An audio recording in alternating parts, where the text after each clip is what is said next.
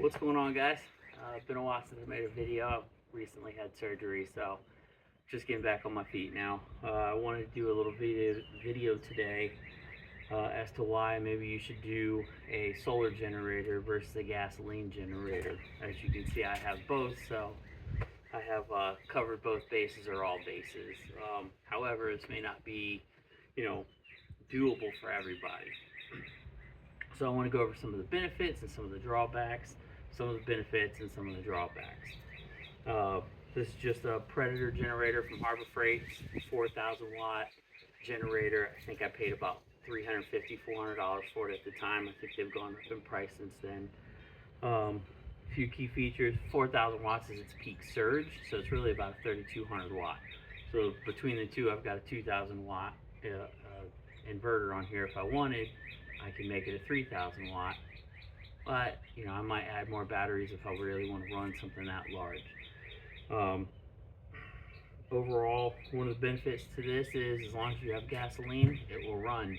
One of the drawbacks to this is it's super heavy. It's about 120, 130 pounds as it stands.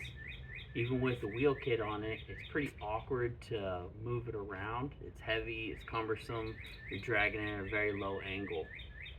Uh, the other drawbacks to using a gasoline generator is if you run out of gas and you can't get any gas, say natural disaster, storm, power outage, something along those lines, well, you have pretty low chance of running this thing.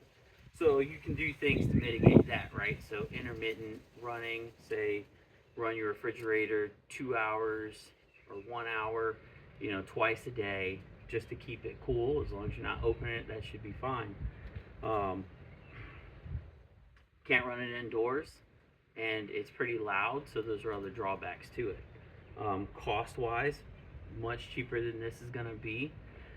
And again, you're relying on outside sources for power.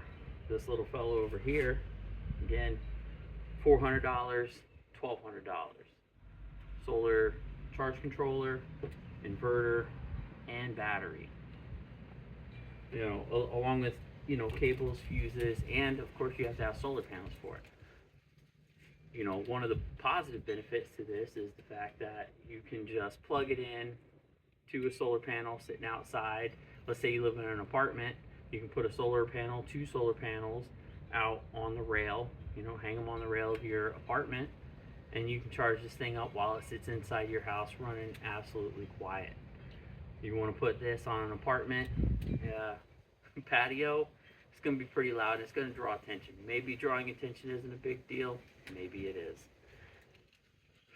Benefit to having this with the battery, you can expand as many batteries as you want onto this as long as you have the solar to back it up. The next question you have to come, you got to ask yourself is, do you buy something like a Jackery or one of the Patriot supplies that's already assembled, put together, and costs about 2 to 3 times what this would cost, and it's going to have less capacity? So if DIY is not something that you're really comfortable with, then I would say go ahead and buy a Jackery or My Patriot, and then you can add expansion batteries to that. That'll simplify the process. You can get them, I think, with probably about the same wattage rating as this. This will run your refrigerator all day long, no problem. This will run your freezer, no problem. It's just based on your battery capacity. If you put a couple solar panels on here, you're going to do pretty good. You'll be fine. Maybe on cloudy days you do intermittent running, the same as you do with this. Again, that is one of the drawbacks to this. If there is no sun, there's no charging power coming in. So just something to keep in mind. I mean, if you can afford to go with both routes, maybe instead of going with a larger one like this, maybe get one of the Honda inverter generators, little 2,000 watt, small when they're quiet. They're pretty fuel efficient. So, I mean, it's a very good option. If you're trying to be quiet and silent, run this guy. If you don't mind a little noise, it's not a big deal. You can put it out, out on a porch or something and not worry about somebody stealing it. Then, go with a gas generator. You just have to keep an adequate amount of fuel on hand at all times. I've had this generator here for probably about 4 years, and I've used it twice. I've had this one for probably 6 months, and I've probably used it about 35, 40 times. I actually just installed a horse fence on my property, and I had to paint it, and way out the max reaches to it are hundreds of feet from the house.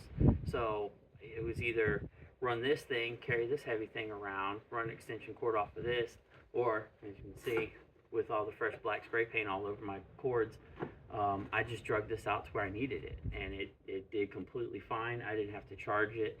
I painted, I don't know, probably 500 feet of fence with a electric sprayer, and it did a great job. So just a few quick thoughts for you. I mean, I would definitely recommend this if you can do it. If you decide you want a video on how to actually assemble it, just leave me some comments. All right, thanks guys.